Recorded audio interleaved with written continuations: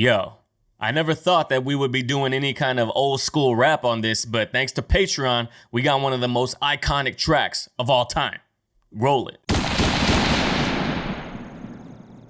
Welcome back to the channel, everybody. Channel's name is The Third Ernest. I'm Ernest Adiano the Third, y'all guys' third family. If you're new here and you're not subscribed and you like what you see at the end of the video, consider clicking the subscribe button bottom right hand corner. Now we're rolling right along with these Patreon requests, and I this one right here, when I saw it, it caught me so off guard, but I'm hyped that we're gonna get to it. And this request comes from Billy, I forgot the lad, Billy Teller? Billy Faller. Yo, Billy, I appreciate the request. I appreciate your Patreon subscription, obviously. Everybody else that's on Patreon, y'all make the channel go. I say it every single time. And everybody that's not on Patreon, y'all make the channel go because, you know, your activity helps people see the channel who potentially might become Patreon subscribers. So everybody plays their part and I'm extremely grateful for it, but I'm extremely grateful for this request because I never even thought about doing, you know, Biggie or Pac or any of the older rap heads or any of the older rap icons. And I never thought about doing them because obviously I've heard the tracks just like anybody else, but I'd never thought that I'd never seen the music video, but I had seen that we had Juicy from your request and I'm hyped. This is arguably one of the greatest rap songs of all time. If I'm not mistaken, this is actually the track that put Biggie on the map, so I'm hyped. I'm not really gonna say too much else. Follow your boy on Instagram and on Twitter at TheThirdErnest, just like the channel. The links are down in the description below. And we got the Notorious B.I.G. Juicy official music video. I think this video was shot by Pac, I think this video was shot by Diddy, if I'm not mistaken. Let's get it. Fuck all you hoes. Get a grip, motherfucker. Yeah. This album is dedicated to all the teachers that told me I never amount to nothing. To all the people that lived above the buildings that I was hustling from that called the police on me when I was just trying to make some money to feed my daughter.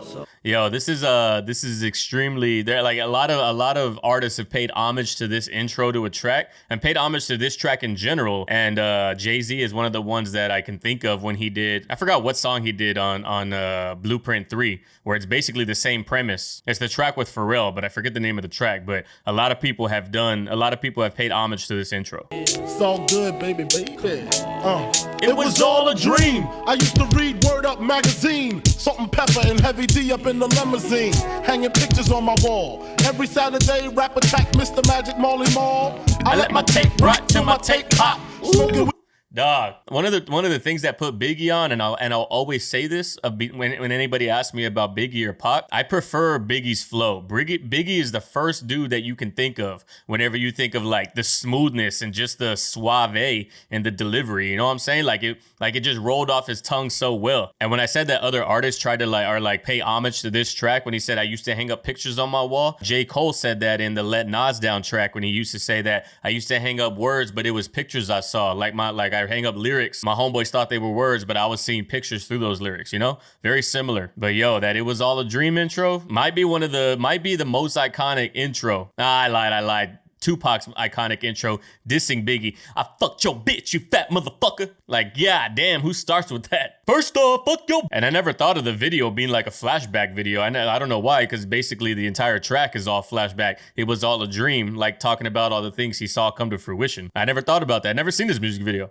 I let my tape rock till my tape pop. Smoking weed and bamboo, sipping on private stock. Way back when I had the red and black lumberjack with the hat to match. Remember? The red and black lumberjack with the hat to match is that's classic 80s, 90s New York style. Like the lumberjack jacket with the red and black plaid is what he's talking about. Way back when I had the red and black lumberjack with the hat to match. Remember rapping Duke? The hard, you never thought that hip hop would take it this far. Now I'm in the limelight cause I rhyme tight. Time to get paid, blow up like the world's trade. Yo, I remember when I heard that line for the first time, and it was after 9/11, actually 9/11, because the World Trade Center had already had a terrorist attack in the basement of the World Trade Center. They tried to blow a bomb up in there. It didn't really do anything structurally to the building. Obviously, 9/11, the buildings came down from that terrorist attack. But I remember when Jay-Z's Blueprint 2 came out, it was right after 9/11, and they censored that line because it was extremely sensitive. It was like maybe a week after 9/11 had happened. I remember that. When he talks about it was all a dream, but he was talking to Biggie in his dream because Biggie had already passed on. Had a dream, I said, about who he said, about Big I said, as Biggie said. Proceed, he said, so indeed I did. Like, yo, that track, after this, go listen to that track because it's crazy. It's a dope-ass story. Hey, day, blow up like the world's trade. Born sinner, the opposite of a winner. Remember when I used to eat sardines for dinner? Peace to Raw G, Brucey B, Kid Capri, Funk Master Flex, Love Bug, Star Ski. I'm blowing up like you thought I would. Call the crib, same number, same hood. It's all good. Dog. And if you don't know, now you know, nigga.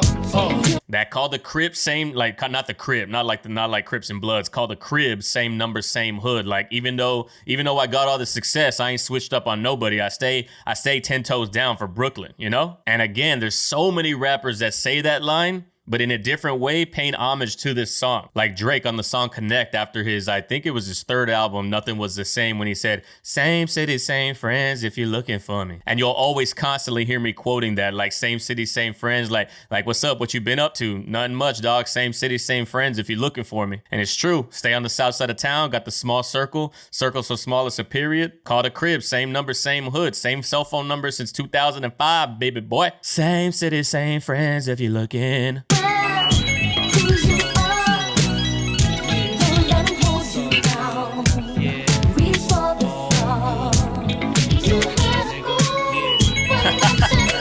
Yo, did you see that old ass headset that people be rocking Bluetooth, but homeboy had it connected to the wire? Oh shit, peep that right there. That's funny as fuck, dog. It's crazy looking at these old ass videos.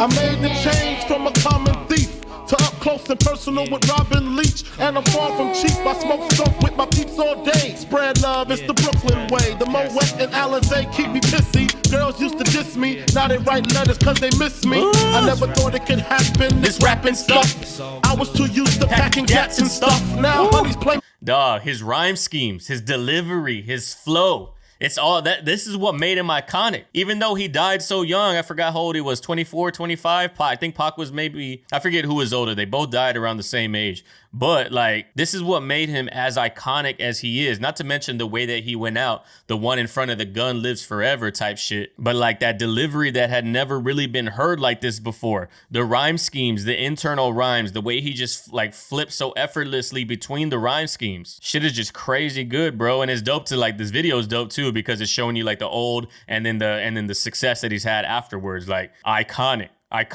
Who knows what the game would have been like if him and Tupac were alive, you know what I'm saying? I was too used to packing gats and stuff. Now honeys play me close like butter play toast. Ooh. From the Mississippi down to the East Coast. Ooh. Condos in Queens, indo for weeks. Sold out seats to hear Biggie Small speak. Living life without fear. Putting 5 carats in my baby girl ear.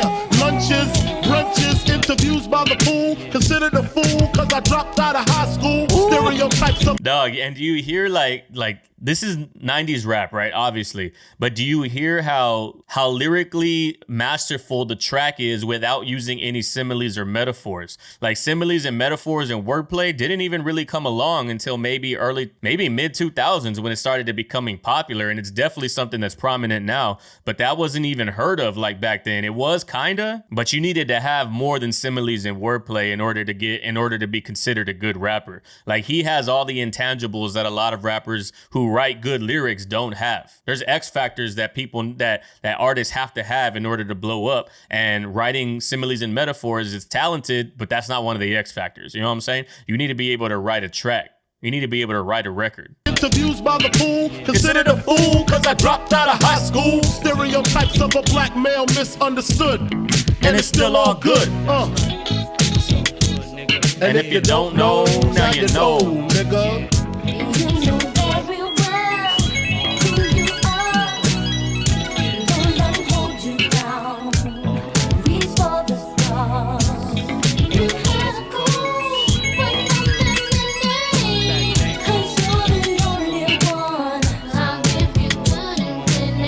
Nintendo, Sega Genesis. When I was dead broke, man, I couldn't picture this. 50-inch screen, money green, leather sofa. Got 2 rides, a limousine with the chauffeur. Nah. You hear that fucking, oh my God. Super Nintendo, Sega Genesis. Back when I was dead broke, I couldn't picture this. Holy fuck. Just the fucking swag, dog, in his voice. 50-inch screen. Think about how much bigger and better TVs have gotten. He's talking about like the big old Magnavox with the big ass back, 50-inch screen. That was rich and luxurious back then. Now they selling them bitches for $250 on Black Friday. 50-inch screen, money green leather sofa. Like just think about the visual that he gives you. He's like painting the picture for you with his words, literally. Money green leather sofa. Got 2 rides, a limousine with the chauffeur, dog. Fuck.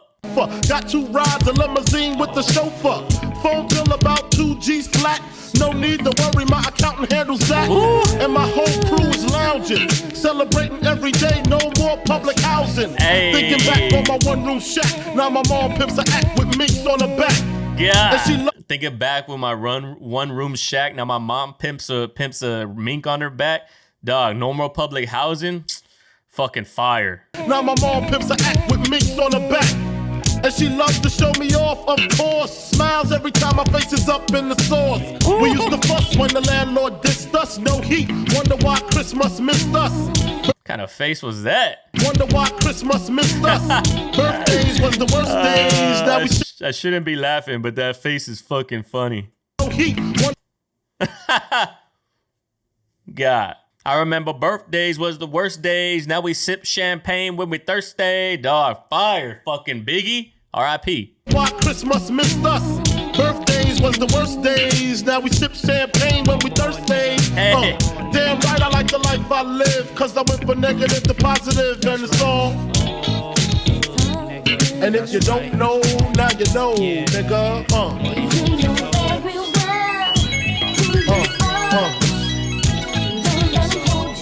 And if you don't know, now you know, nigga. Yo, the hook too. That's another thing that made this song so iconic. Like the voice, the vocal, like the way his voice and the singer's voice complement each other. Not to mention the melody and what she's saying is fire. And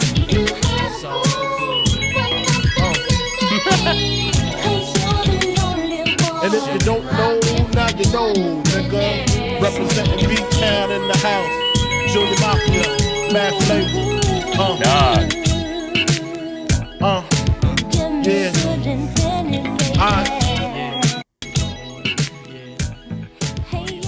Bro. Yo.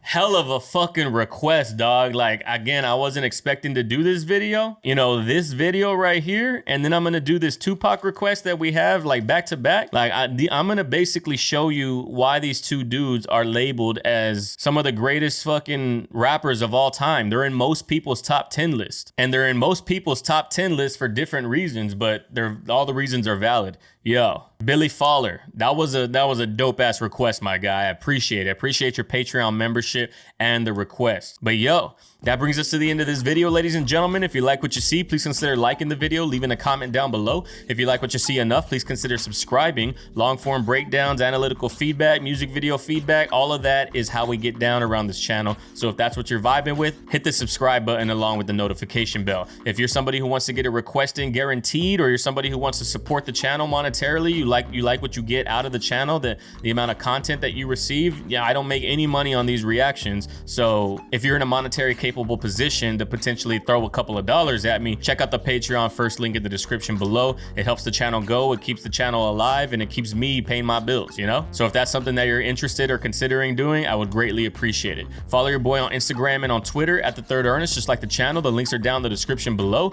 Hit up the Discord, also linked in the description below. But that's all I got for you today, ladies and gentlemen. I appreciate your time, and like I always say at the end of all of my videos, go out there in the world, love and care for one another, love and care for each other, and I'll catch everybody on the next video. Peace.